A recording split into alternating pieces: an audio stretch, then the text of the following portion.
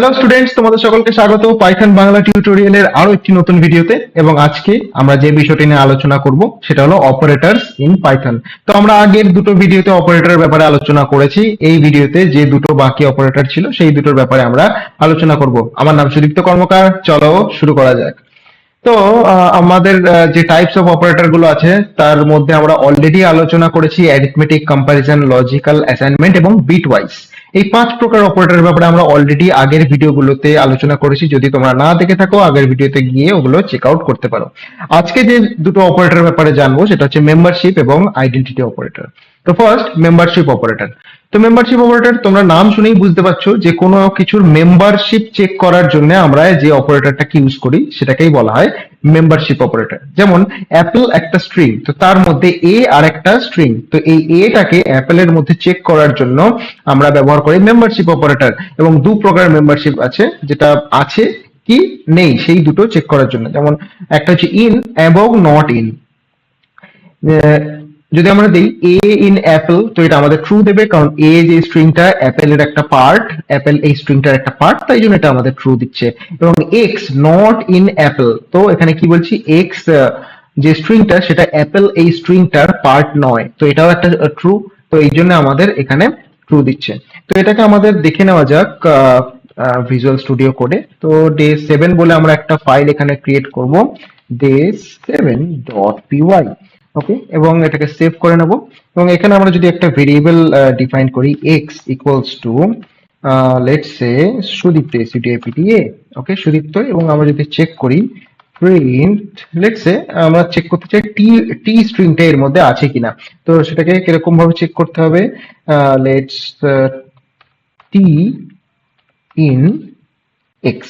Okay, T in x. এবং এটাকে যদি আমরা সেভ করি এবং এটাকে যদি আমরা রান করাই, পাইথন day7.py বলে, এবং আমাদের দেখা যাক এটা ট্রু আসছে আমাদের, কারণ টিটা হচ্ছে সুদীপ্ত এই স্ট্রিংটার একটা পার্ট, রাইট? সিমিলারলি যদি আমরা এখানে চেক করি টি এর জায়গায় এক্স, এক্সটা কি আমাদের এই সুদীপ্ত স্ট্রিং এর পার্ট?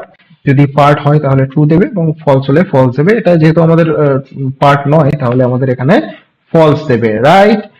এবং যদি আমরা চেক করি x not in, not in x, x not in x, not not in x, তো এক্স যে স্ট্রিংটা এটা কি আমাদের এই সুদীপ্ত এই স্ট্রিংটার পার্ট?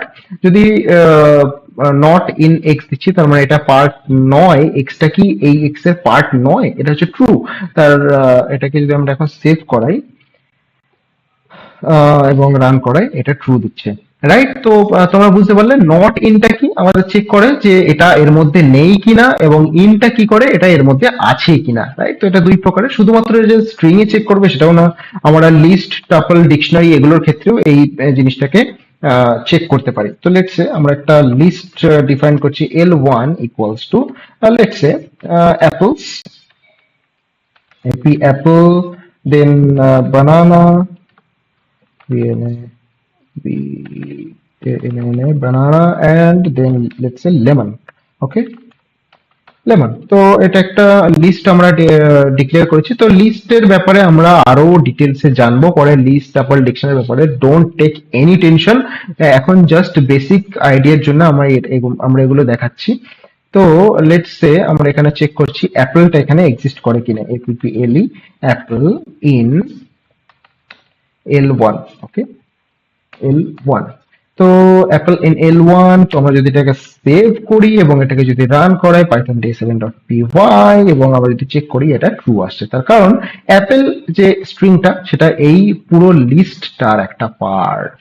ওকে, তো সিমিলার এইভাবেই আমরা নট ইনও চেক করতে পারি। নট ইন যদি আমরা দিই তাহলে এখানে কি আসবে, ইন্টারেস্টিং, তোমরা একটু নিভেবে বলো।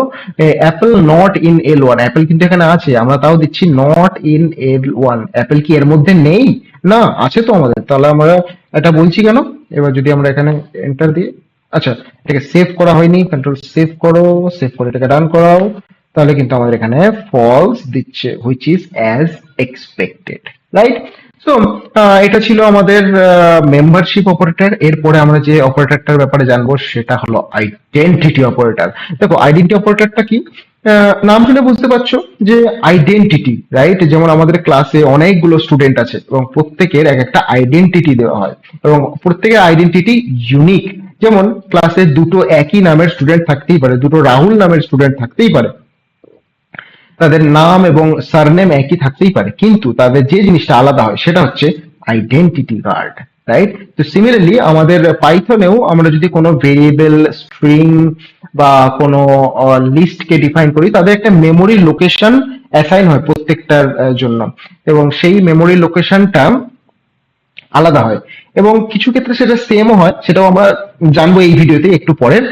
বেসিক্যালি প্রত্যেকের একটা একটা ইউনিক মেমোরি লোকেশন অ্যাসাইন করা হয়, রাইট? তো এই মেমোরি লোকেশনটাই হচ্ছে তাদের আইডেন্টিটি। যে কোনো ভেরিয়েবল, স্ট্রিং বা লিস্ট এর বা টাপল, যে কোনো কিছু আমরা যেগুলো আমরা ডিফাইন করি পাইথনে, যে ভেরিয়েবল গুলোকে আমরা ডিফাইন করি, সেগুলোর যে মেমোরি লোকেশনটা সেটা হচ্ছে আমাদের আইডেন্টিটি। এবং আইডেন্টিটি অপারেটরটা সেটাই চেক করে যে দুটো ভেরিয়েবলের মেমোরি লোকেশন সেম কি এক। তো মেমোরি লোকেশন চেক করার জন্য, মেমোরি রিলেটেড কাজবাজ করার জন্য আমরা সবসময় ইউজ করি কমান্ড প্রম্পট। কারণ পাইথন আমাদের যে ল্যাঙ্গুয়েজটা সেটা রান টাইমে চেক করে, প্রত্যেকটা লাইন আলাদা আলাদা ভাবে এক্সিকিউট করে। এবং ভিজুয়াল স্টুডিও কোডে কি হয়, সবকটা লাইন একসাথে এক্সিকিউট করে, তো কখনো কখনো মেমোরি রিলেটেড কাজে আমাদের একটু বুঝতে অসুবিধা হয়। সেটা আমরা দেখবো ডিটেলসে কি ডিফারেন্সটা। তো আমরা চলে যাচ্ছি কমান্ড প্রম্পটের উইন্ডোতে। তো এখানে তোমরা সিম্পলি উইন্ডোজে গিয়ে তোমরা যদি কমেন্ট লেখো, লেখো যে এখানে COMM কমেন্ট প্রম্পট করে এন্টার মারলে এই উইন্ডোটা খুলে যাবে।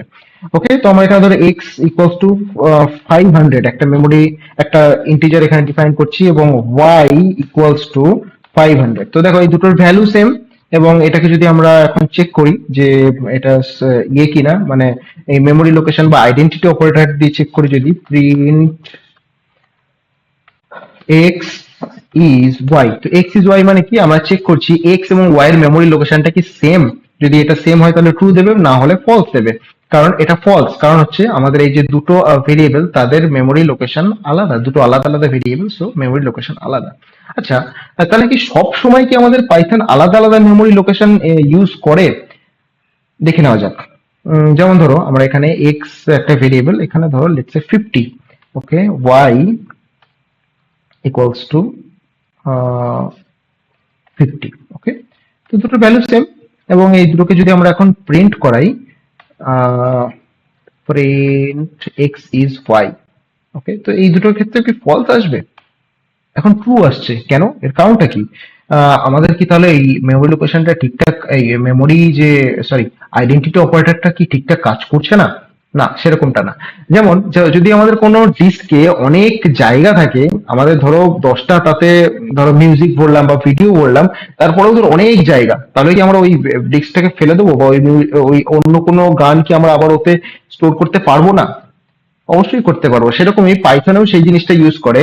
পাইথনে যখন কোনো স্মল ভেরিয়েবল আমরা ডিক্লেয়ার করি, যেটার ভ্যালু ইন্টিজারের ক্ষেত্রে, যেটার ভ্যালু -5 থেকে 256 এর মধ্যে, তাদের জন্য সেম লোকেশন আমাদের এখানে অ্যাসাইন হয় পাইথনে। যেমন আমাদের এখানে কি করেছি, এখানে প্রথমে একটা 500 ছিল which is greater then 256, right?